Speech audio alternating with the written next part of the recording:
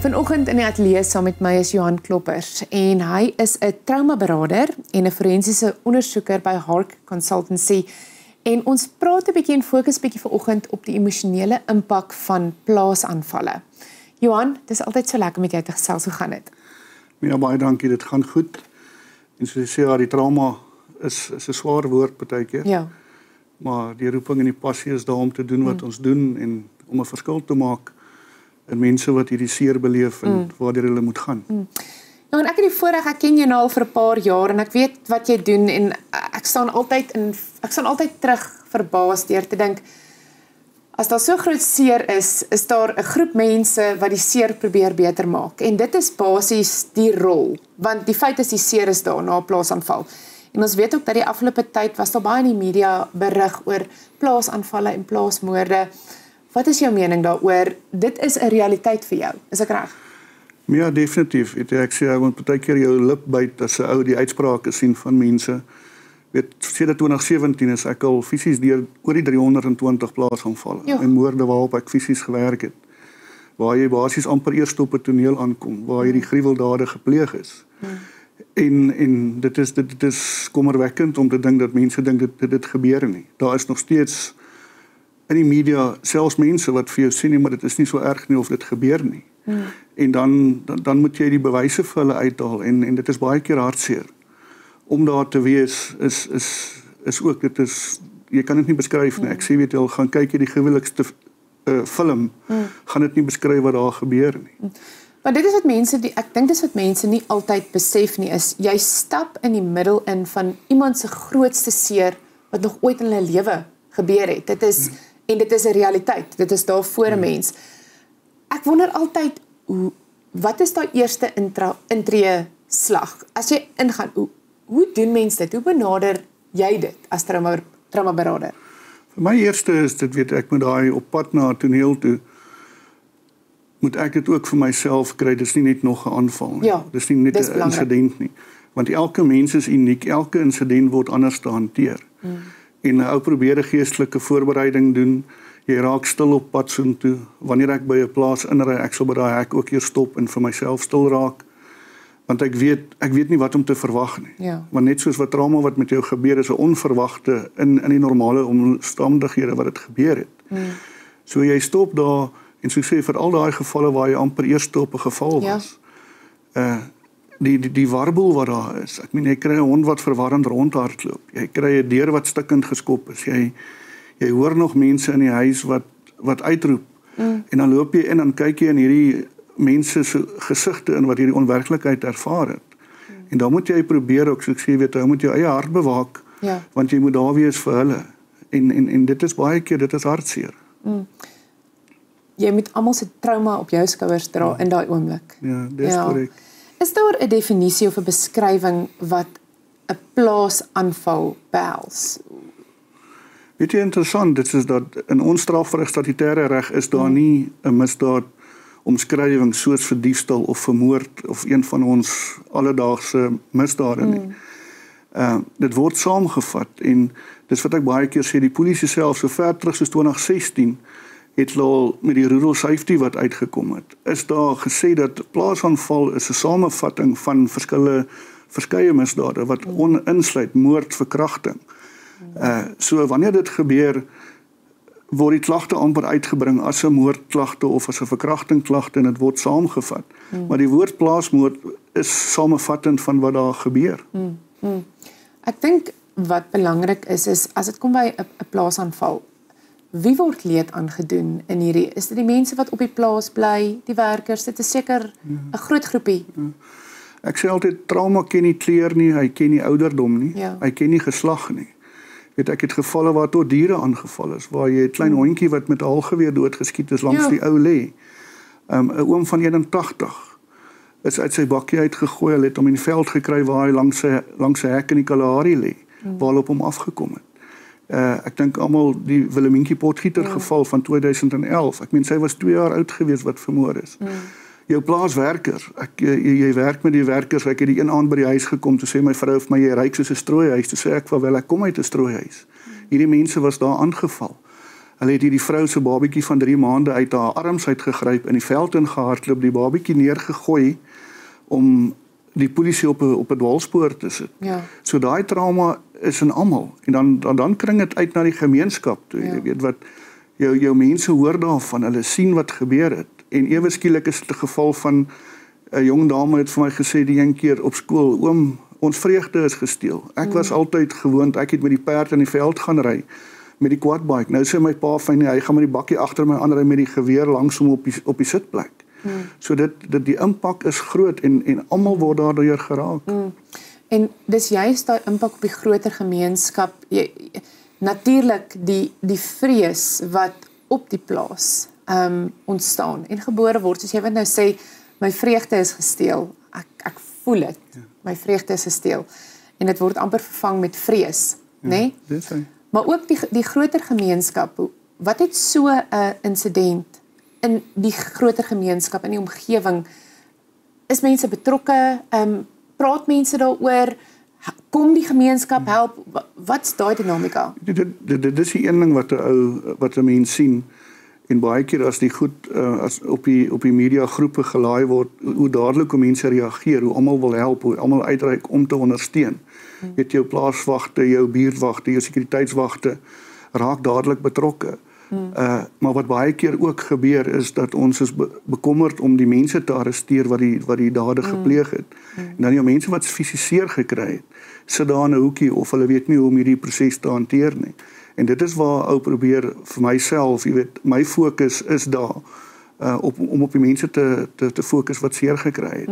Maar om ook dan van hulle betrokke te raak, jy weet, met ek meen 'n persoon wat verkrag is. Jy weet, dit is om daai persoon die proses daardeur te help om na by die hospitaal uit te kom of die verklaringe te doen of waar jy basies eers op 'n toneel aankom. Ek het so ruk terug in die Vrystaat het ek gery toe kontak hulle met hulle kan ek daar kom help met 'n plaasmoord en waar ou dan uitgegaan het en dan basies die toneel amper beskerm het en toegemaak het totdat die nodige dienste op die toneel kan wees.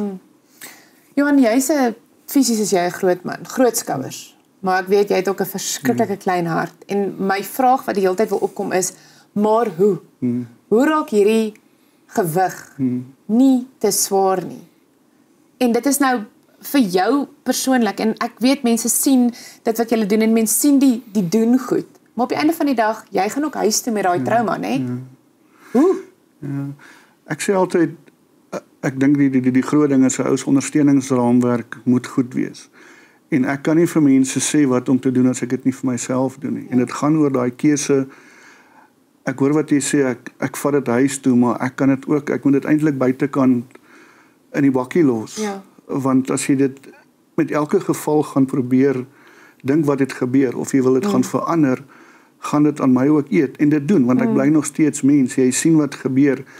Jy probeer jou partykeer voorstel, weet jy, as dit my familie moet wees. Ja. En hierdie goed kom klop naby aan jou hart. Jy weet dit insidente wat jy goeie vriende van ken van ek het in Brits groot geword byvoorbeeld. Daar was ek al betrokke by meer as 10 plaasaanvalle en dis mense wat jy ken. Dis kinders wat jy saam mee groot geword het. So vir my is dit nodig ook ek het 'n goeie ondersteuningsraamwerk. My vrou is ek sê sy's my prayer warrior.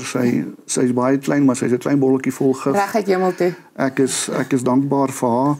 En dan het ek my paar mentors met wie ek 'n pad moet stap en ek maak die vrywillig verpligte keuse dat ek tussen 4 tot 6 weke gaan kuier ek by een van hulle. Of wanneer ek uitgaan na 'n baie moeilike toneel toe, sal ek reeds vir hulle sê ek is op pad. Soos ek vanaand terugkom by die huis, dan kontak ek hulle en ou lê op 'n foon en jy gesels met mekaar. Vir jou vinnige voorbeeld te kan gee, Bonnievale plaasmoord was een van die brutaalste waarop ek gewerk het. En ek het die aand daar weggery uit Bonnievale, ek het in Woester gebly. En ek het een van my groot vriende, Jacques Botha, gebel en gesê, Jacques, ons moet nou gesels. En ek het op my bed gaan lê en ons het gepraat oor die foonpap geraak het. En dit is nodig. En net so vir mense ook, ons moet aan ons seer aandag gee. Want as ons dit gaan bly opkrop, is dit soos Alpie op die skouer wat sit en ons gee hom kos, ons gee ons trauma kos. En hy word hierdie groot gorilla wat ons gaan plat sit. En dan sit 'n ou met 'n depressie, met 'n posttraumatiese stres, wat ons nie weet hoe ons dit gaan hanteer nie. Ja, dis wat ek eintlik nou wil weet is, soos ek nou genoem het, is ons hoor die rol van 'n traumaberader, veral in hierdie hoedanigheid. Maar vir iemand wat dalk nie besef, kyk, dis amper die eerste raakpunt in hierdie groot seer, in hierdie insident wat plaasgevind het. Jy's een van die eerste, kom ons sê 5 of 10 mense wat onmiddellike kontak het na die seer. Vir jou en van jou kant af, hoekom is jou rol en rolle soos joune so kardinaal vir die genesingsproses wat voorlê? Want daar is een wat voorlê. Dit is. Ja. Daar is hoop en daar is genesing wat steeds kom. Ja. Nee? Ek sal dit alles vat tyd, maar tyd het tyd nodig en ons kan dit nie ryp druk nie.